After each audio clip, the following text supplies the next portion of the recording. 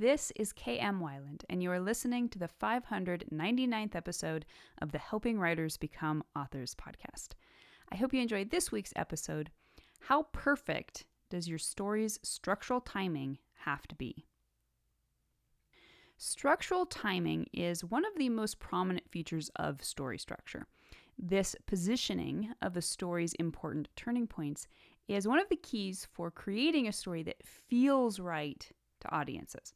As often as not, when something seems off about a story, the problem can be narrowed down to wonky structural timing. This means structural timing is one of the most accessible tools writers can use to troubleshoot weak areas of a story. However, structural timing is also an aspect of story structure that many writers find frustrating or confusing. How are you supposed to time a story when you may not even be sure how long the finished draft will be? Doesn't following a precise map for a story's timing mean your story is more likely to feel formulaic to readers? And, perhaps most commonly, just how precise does a story's structural timing actually have to be? I hear these questions often, particularly that last one. Here's an email I received recently from reader Teresa Klein. She said, I have a question about the length of each act in a novel that I'm hoping you can answer. I'm revising my book plot in prep for my second draft, and I find that my first act is probably about half the length it should be compared to how long everything else is, more like 12.5% of the total word count rather than 25%. So my question is, does it ever work to have 3 acts that don't stick super close to the 25%, 50%, 25% breakdown? Or should that be my signal that my first act isn't doing everything it should be doing? This is a great question, and today I want to take a closer look at the mechanics of structural timing. What is it? Why is it important at all? And finally, how can you hack your story's structural timing to make the most of this super useful storytelling metric? Now, to get us started, let's take a quick refresher on what structural timing is. If you've hung around my site or this podcast much, you probably know that whenever I discuss the beats of story structure, I almost always reference the beat's timing within the story by indicating at what percentage of the whole that beat should ideally fall. We come to these percentages by realizing that the arc of a story can almost always be naturally divided into 8 equal pieces. Although there is much discussion within the writing community about the various merits and distinctions of stories that are composed of 3 acts, 5 acts, or even more, I find that these 8 sections can almost always be identified regardless how the acts are analyzed. So this is how I break down these 8 sections within a 3-act system. The first act is the first 25% of the story, beginning with the hook at the 1% mark, the inciting event halfway through the first act at the 12% mark. The second act begins at the 25% mark of the book and goes until the 75% mark. It begins with the first plot point at the 25% mark, the first pinch point at the 37% mark, the midpoint at the 50% mark, the second pinch point at the 62% mark. And that brings us to the third act, which begins at the 75% mark and goes all the way to the end of the book. It begins with the third plot point at the 75% mark, continues to the climax at the 88% mark, and ends with the resolution at the 100% mark. So as you may have noticed, these major structural moments within the story are spaced approximately 12% of the story apart from each other. This means that in a film of 120 minutes, each section, such as that between the inciting event and the first plot point, will be given approximately 15 minutes. In a novel of 150,000 words, each section will represent approximately 19,000 words. And when analyzing structural timing in a published book, you can break it down using page count instead of word count. And the easiest way to arrive at these figures is simply to take the overall running time or word or page count and divide it by 8. Now, at this point, many organic or math-averse writers may start freaking out a little. If you're like me, you probably became a writer in part because you got along with words way better than you did numbers. All this talk about structural timing just seems so clinical and precise. Why does timing even matter all that much to a story? As long as you have a beginning, a middle, and an end, and stuff happening in every scene, why do you need to worry about getting a turning point in there every eighth of the story? Here is possibly the single most important thing to understand about story structure. It is all about pacing. That's it. Structure in itself, of course, also offers a guideline for creating the actual arc of the story in which the stuff happening is meaningful and creates a psychological journey. But the timing, that's all about pacing. And pacing, ultimately, is all about keeping your audience's attention. I like to think of pacing as a writer's version of superpowered mind control. Pacing begins at the sentence level of your story, which indicates to readers whether any given moment in the story is tense, important and fast, or relaxed, low-key, and leisurely. Pacing then becomes even more powerful and crucial when you move it up to the scene level and then to the structural level. Nothing affects your story's overall pacing more than its structural turning points. Those 9 beats that we talked about just a second ago and the 8 sections they create control the pacing of your entire story. They determine whether enough is happening in your story or whether or not it is happening at a rate that honors plot and character development while also preventing tedium. Okay, so now let's get down to the main question writers ask, which is how much wiggle room do you have when timing your story's plot points? When we say that your midpoint, for example, needs to take place at the 50% mark, how precise does that really have to be? Does the midpoint have to begin at the 50% mark, end at the 50% mark? Or should the 50% mark take place in the middle of the midpoint? And what if you've examined your story's timing and realized you're off by 2%? What about 5%, 10%, or even more? The easy answer here is the timing doesn't necessarily have to be precise. The more complicated answer is that it depends on the overall length of your entire story. And the reason for this is that in a very long work, such as a novel, timing and pacing don't need to be as tight as they do in a shorter work, such as a film or a short story. A good rule of thumb is that the longer the work, the more wiggle room you have. In very long novels, such as, say, epic fantasy, the pacing won't necessarily suffer even with timing deviations of as much as 15%. And that's really all that matters. As long as the pacing works, so does the structural timing. However, there are some big caveats here. The first caveat is that the longer your story, the longer the sections between structural turning points will already be. In a 300,000 word fantasy, we're talking huge stretches of story in between the main events. Sometimes that's not a bad thing. If every scene is truly interesting and is moving the plot forward toward the next important structural moment, then these wordy expanses can hold readers' attention just fine. However, in analyzing super long fiction, I've noticed this is often not the case. Quite often, there really isn't that much happening in there to justify the extra length of these stories. When this test of the reader's patience is then exacerbated by late or weak structural beats, the difference can mean tens of thousands more words before something interesting happens.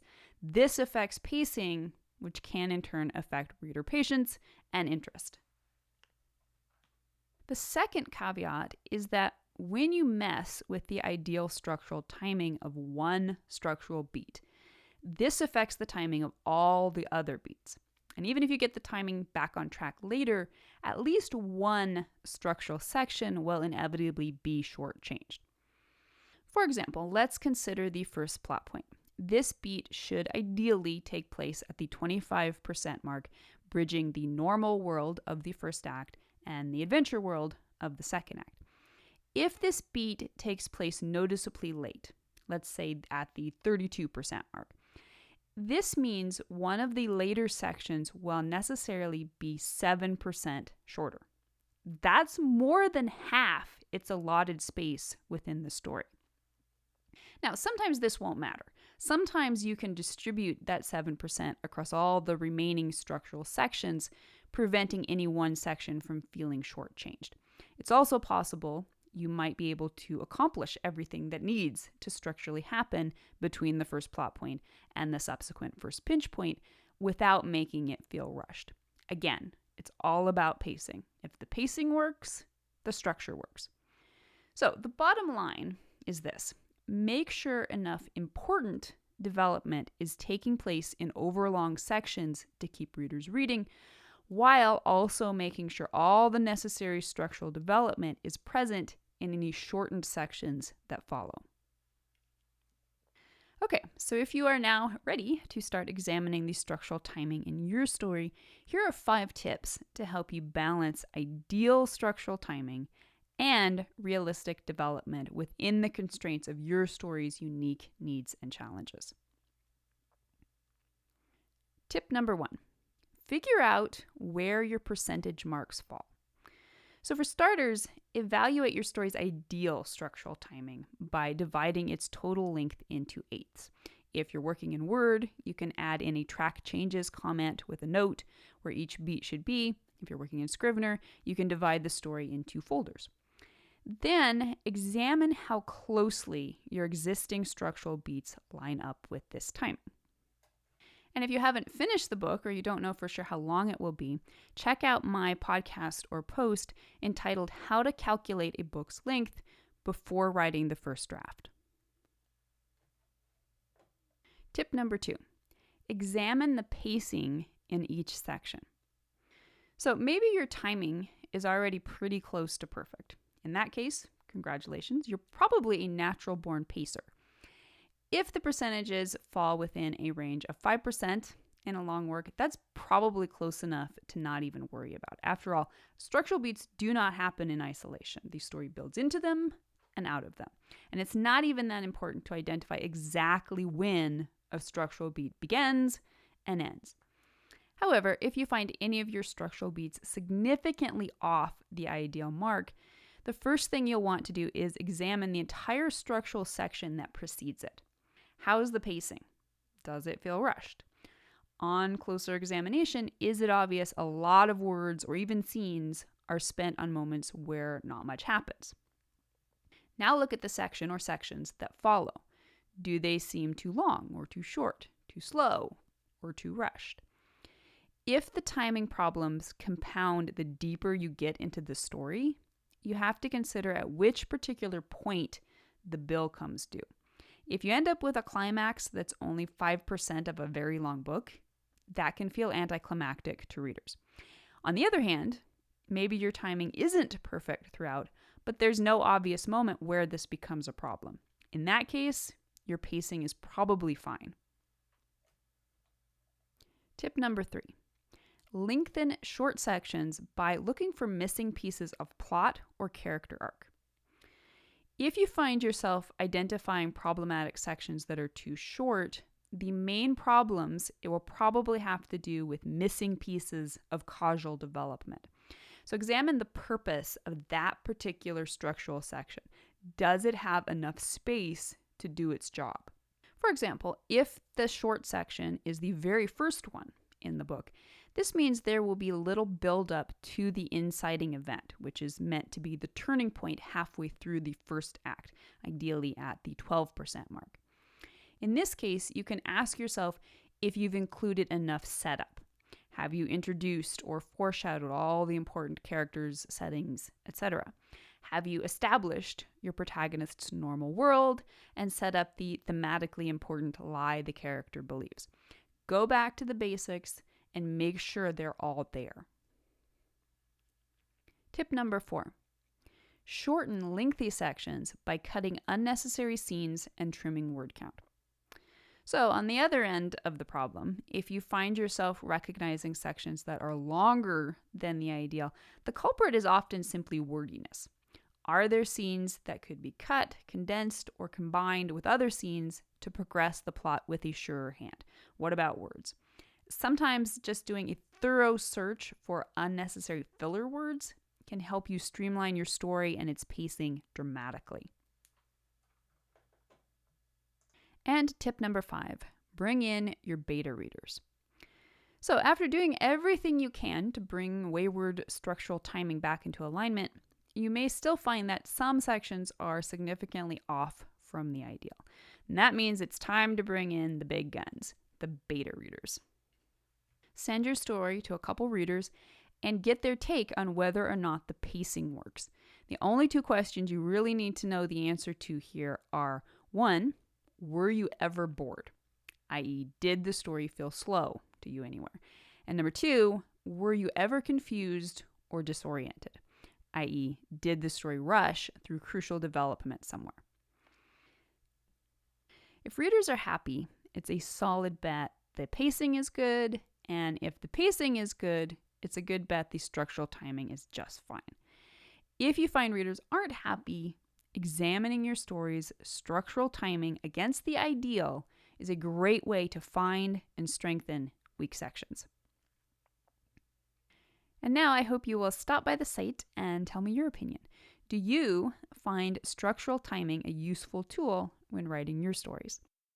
If you'd like to be part of the word player community over on my site and join in the conversation on this subject, be sure to stop by the website at helpingwritersbecomeauthors.com. You can always find a transcript of the most recent podcast and add your voice to the discussion by visiting the first post on the site's homepage. And don't forget that if you're looking for an older post, you can always find those by putting the podcast title in the search field at the top of the right-hand column. If you enjoyed this podcast, you can subscribe on Apple Podcast, Spotify, and Amazon Music, or whatever your favorite podcast platform may be. And if you'd like to do something to support helping writers become authors, it always means a ton if you're able to leave just a quick rating or review on your site of choice. Also, many thanks to those who support my work on Patreon. Your patronage helps make helping writers become authors and its many resources available to writers everywhere. If you're interested in becoming a patron, you can find out more at patreon.com/kmweiland. Thank you so much for listening to the Helping Writers Become Authors podcast, and be sure to check back again next week.